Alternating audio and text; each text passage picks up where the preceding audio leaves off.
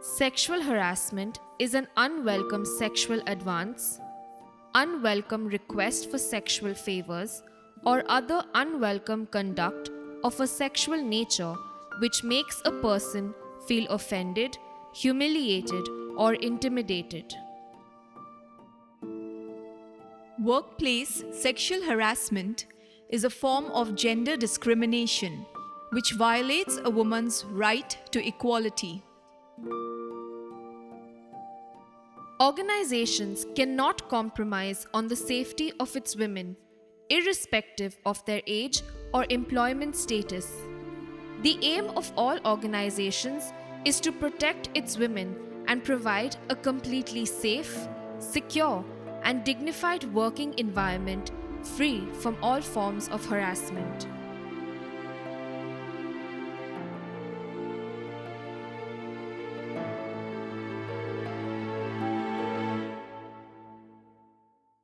You are asked for a sexual favor by your immediate manager. You approach his manager for help. He in turn promises to take care of your manager but asks you for a sexual favor in return. This is misuse of authority and is not uncommon. The other form of sexual harassment is when the work environment is hostile. This is when the workplace is intolerable because of constant sexual or gender-based activities that interfere with your ability to work. This type of harassment can be committed by co-workers or supervisors because it does not require any authority to create such an environment.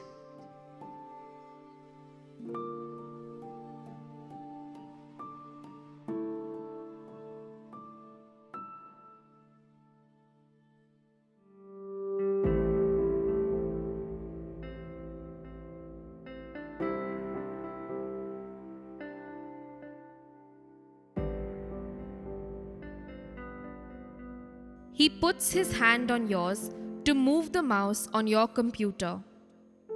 He leans over you as you work or as you show him something on your computer screen.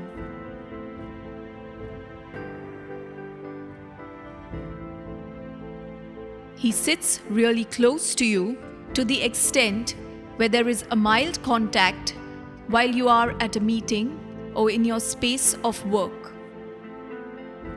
He deliberately keeps brushing by you when he walks past you. Maybe he reaches out to grab something and touches you, but acts as if it were by accident. During a formal handshake, he holds your hand for longer than needed. If you go to greet with a handshake, he advances close to hug you or puts his other hand on your shoulder to bring you closer to him.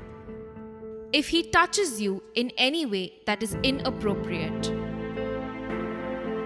Bottom line, any touch or advance that physically threatens you and makes you uncomfortable is harassment of a sexual nature.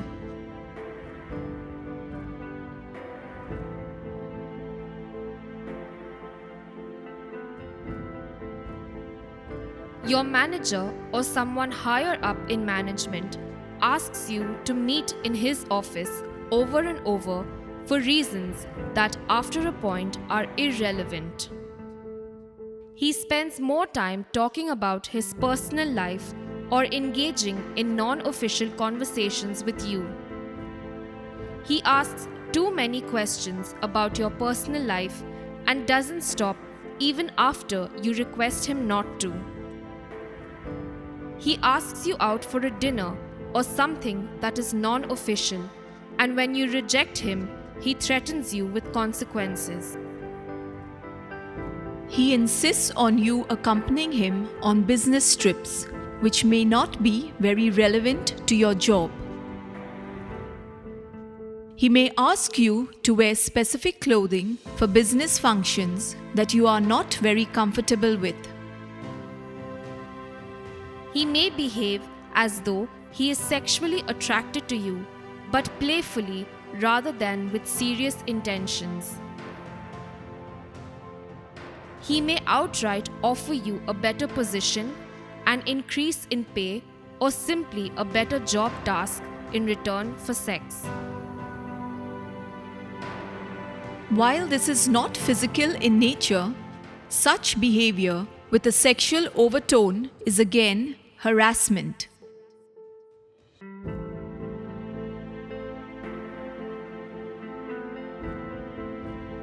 When someone passes a sexual remark to you, either directly or indirectly, it is harassment. Directly would be someone telling you a sexual joke which you do not appreciate. Let's say you are sitting at work and two of your colleagues are having a conversation which involves sexual comments or ideas or have a sexual meaning to it. You may not be a part of that conversation, but they are so close to you that you are able to hear them. This could be indirect harassment. Or at a meeting, your boss or someone else passes a sexually offensive or a derogatory remark against women.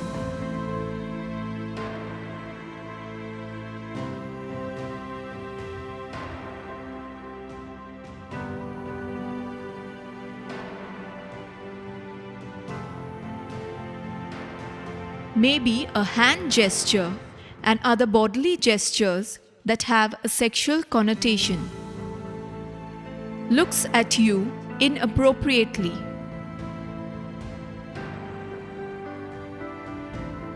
Clicks photos or shoots videos of you at work which you are not comfortable with or have not given consent to. This section deals with sexual harassment when somebody misuses chat, messenger, email, or other forms of electronic communication. When you receive obscene or sexually suggestive text messages from a male colleague where he uses harassing or discriminating language and lewd chat icons with you. When you receive offensive or unsolicited emails or jokes via your office mail account.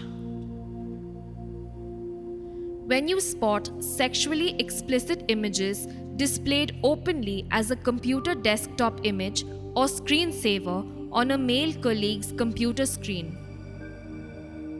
It is important to gather evidence to help prove your case.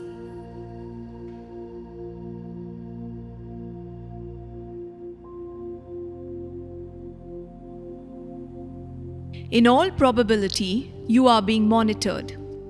So any communication or material on your computer, emails, or messages that you send and receive, and the websites you visit are being tracked by your company administration team and maybe even others who could have access. Be cautious of how you communicate with your perpetrator and others in any case of sexual harassment. Document your experiences. Try and forward information to your personal email if possible. If the perpetrator tells you it was an accident and that it won't happen again, you can ask your supervisor or the person you are reporting to document the incident in writing just to keep it on record.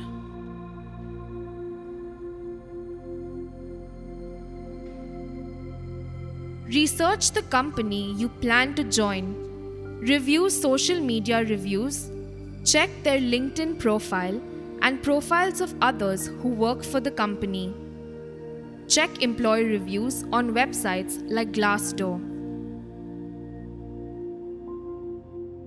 You have the right at an interview to simply ask your interviewer if they have a policy for sexual harassment and who you can report to if an incident of sexual harassment does occur. If you are not comfortable doing this at the time of the interview, you can wait till you have the offer in hand.